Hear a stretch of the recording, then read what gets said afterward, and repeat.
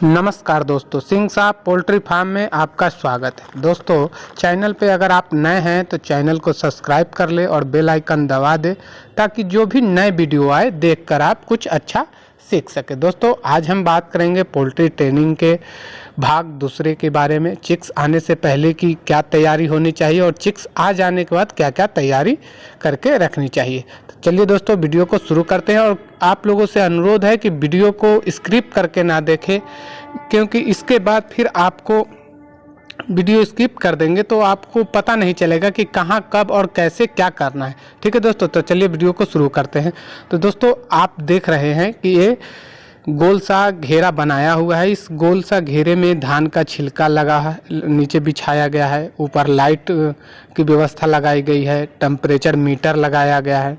तो दोस्तों, मैं एक एक करके आपको बता देता हूँ।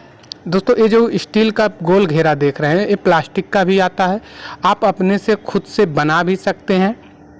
ठीक है दोस्तों, और धान का छिलका या लकड़ी का बुरादा आप दोनों यूज कर सकते हैं। दोस्तों, धान का छिलका आप सर्दी के दिनों में कम से कम 3 इंची आपको मोटा रखना चाहिए। ऐसे इसको 6 इंची मोटा तक रखा जाता है सर्दी के दिनों में, और गर्मी के दिनों में दोस्तों इसको 2 इंची। तो अब नहीं आपको 6 इंची रखना है ना 2 इंची रखा, आपको 3 इंची का धान का छिलका आपको मोटा करके बिछाना है। 3 इंची आपको माने हाइट रहना चाहिए छिलके का। तो इसके बाद बात करते हैं दोस्तों बल्ब का।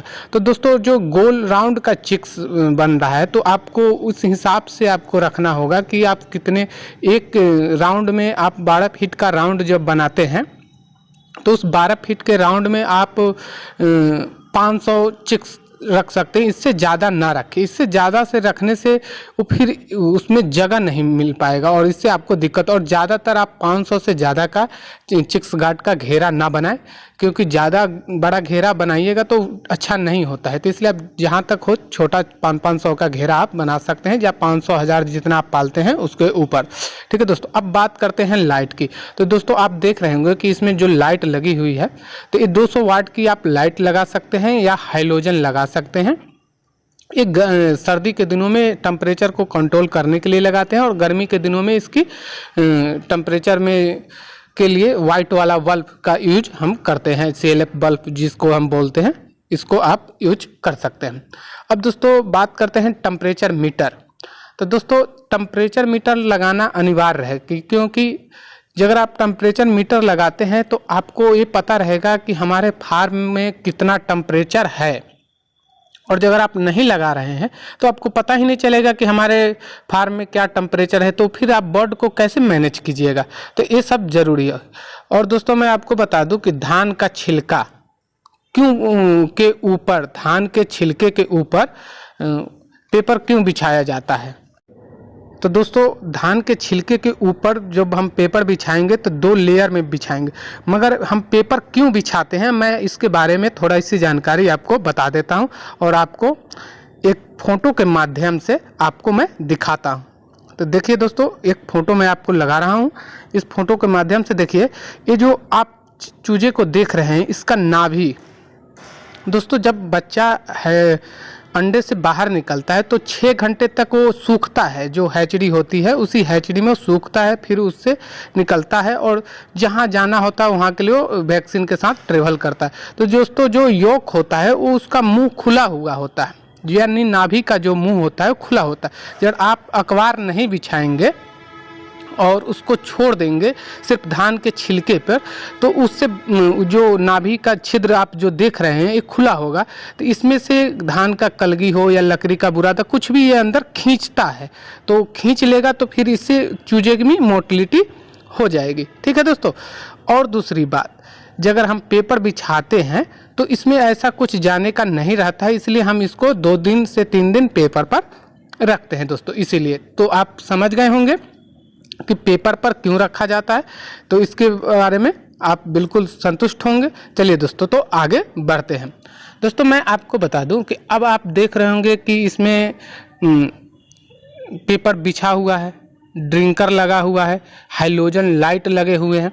तो दोस्तों, मैं आपको बता दूं कि ड्रिंकर पहले हमें लगा लेना है, लाइट हमें पहले लगा लेना है, सब हमने पीछे वाली वीडियो में आपको बताया है। ठीक है दोस्तों, तो ड्रिंकर आपको लगा देना है, लाइट लगा देना है।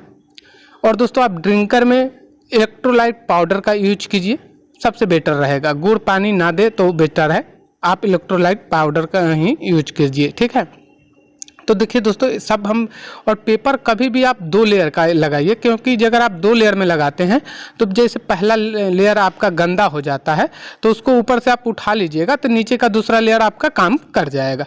ठीक है, और इससे आपको परेशानी बहुत कम होगी।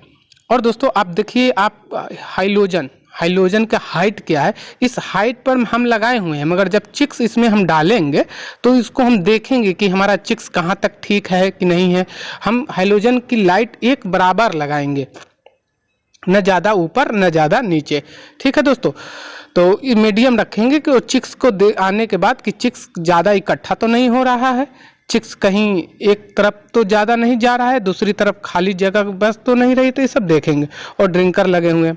अब दोस्तों बात करते हैं टेम्परेचर की। तो दोस्तों 1 दिन से 7 दिन तक आपको 33 डिग्री टेम्परेचर, 28 से 33 से 35 डिग्री टेम्परेचर आपको रखना अनिवार्य है। 1 दिन से 7 दिन तक 33 से 35 डिग्री टेम्परेचर रखना है। इसके साथ फिर आपको धीरे धीरे टेम्परेचर घटाना है। उसके बाद दोस्तों आपको 28 से 30 करना है, 30 से फिर जैसे जैसे बढ़ते जाएगा उसी हिसाब से आपका टेम्परेचर 5-5 पॉइंट नीचे आते चला जाएगा। ठीक है दोस्तों, और लास्ट आपका 15 डिग्री टेम्परेचर से नीचे कभी नहीं होना है। जब आप मुर्गा बर्ड को सेल करने वाले हो तो 15 डिग्री से नीचे नहीं होना चाहिए, क्योंकि अभी जब चिक्स छोटा बच्चा रहता है तो जैसे आपको उसमें ठंड ज़्यादा होती है, तो ब्रूडिंग इसीलिए कहा जाता है कि ब्रूडिंग में जो फार्मर अच्छे तरीके से ब्रूडिंग कर लिया वही फार्मर सक्सेस होता है, अन्यथा ज़्यादातर फार्मर ब्रूडिंग में ही फेल करते हैं और नुकसान हो जाता है। तो अब हम आपको बता रहे हैं कि देखिए अब दोस्तों चिक्स आ गया है, और चिक्स आ गया है और आप देख रहे होंगे कि जितने भी दोस्तों चिक्स आपको नज़र आ रहे हैं तो चिक्स आ गया है। मगर दोस्तों इस आने से पहले एक जो हैचरी से आया है, उस हैचरी से इसको मैरिज वैक्सीनेशन हो के आया। तो दोस्तों एक मैरिज की वैक्सीन के बारे में एक वीडियो बनी हुई है, चैनल पे आप जाए तो देखें, उसके बारे मैरिज के बारे में पूरी डिटेल से आपको जानकारी बताई गई है। तो आप इस वीडियो को ज़रूर, उस मैरिज वाली वीडियो की आप देखें, क्योंकि बहुत ही खतरनाक बीमारी होती है।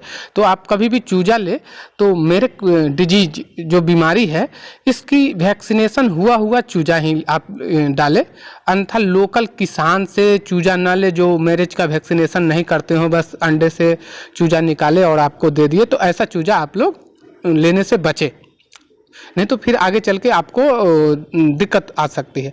ठीक है दोस्तों, तो अब हमने देख लिया। अब दोस्तों आप देख रहे होंगे कि हमने आपको बताया था पिछली वीडियो में कि आप मक्का का बारीक सा दाना करवा ले, तो देख रहे होंगे कि बर्ड को मैंने क्या खाने को दे रखा है, तो मक्के का दाना। तो दोस्तों मैं आपको बता दूं, देख रहे हैं ना सारा बर्ड कितने आराम से मक्के का दाना चुन रहा है। और आप इसमें गौर करके देखिए दोस्तों, आपको फीडर नज़र नहीं आ रहा होगा। तो आप कहिएगा सर ड्रिंकर लगा हुआ है और फीडर नहीं लगा हुआ है। तो दोस्तों मैं आपको एक बात बता दूं, फीडर मैं इसको लगाऊंगा 12 घंटे के बाद। 12 घंटे मैं इसको इलेक्ट्रोलाइट पाउडर चलाऊंगा। और दोस्तों मक्का का दाना जो बारीक किया हुआ रहता है, एक मक्के में 4 या 5 भाग करके छोटा सा दाना बन जाएगा आपका, 5 भाग कर दीजिएगा तो, और आप इसको दीजिए। क्योंकि शुरुआत जब चिक्स आता है तो उसको हमको हाई प्रोटीन दाना नहीं देना होता है। बहुत लोग क्या करते हैं कि प्री स्टार्टर उसको दे देते हैं, और इससे ज़्यादातर बीमारी आती है। लोग समझते नहीं हैं, ट्रेनिंग नहीं करते हैं।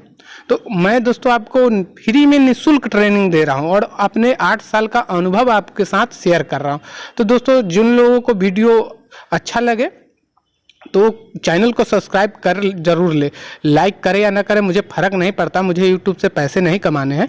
मगर जो किसान लॉस कर रहे हैं मैं उनको बताने के अपना अनुभव बता रहा हूं कि जो आप ऐसे करेंगे तो आपका नुकसान नहीं होगा। तो दोस्तों आप देख रहे होंगे कि मैंने अभी तक फीडर नहीं लगा। तो दोस्तों मैं फीडर लगाऊंगा, मगर 12 घंटे के बाद फीडर लगाऊंगा, तब उनको दाना खाने को सीख भी लेंगे, उसमें दाना खाएंगे। अभी दोस्तों मैं इसको मक्का, और इसको दोस्तों 3 दिन तक अखबार पे रखेंगे अभी, ठीक है।